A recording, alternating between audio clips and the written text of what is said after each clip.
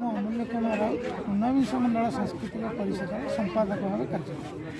आम ऊनविंश मंडल तरफ गोटे महत्व पदक्षेप नहीं बुद्धिजीवी मैंने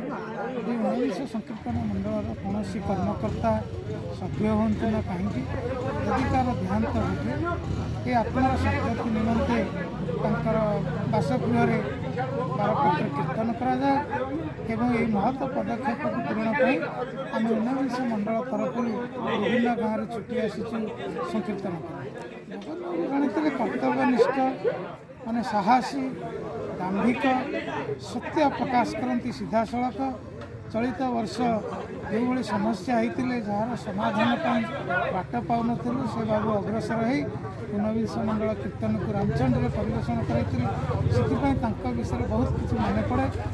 आज तो सी नहांती स्मृति उद्देश्य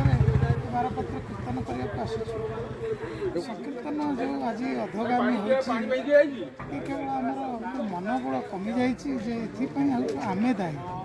कारण आगामी दिन में जदि प्रोत्साहन दि जाता पितामाता कही पिला क्षेत्र में पाई जदि से किसी भविष्य बाट देखा जाता तो निश्चित हाँ कि जेपर्यंत भगवान सृष्टि अच्छी निश्चित अल्प बहुत चलो आ समस्त प्रचेषा दरकार आम आगामी दिन में चेष्टा करूँ जमी ये अति सुंदर हम सुदृढ़।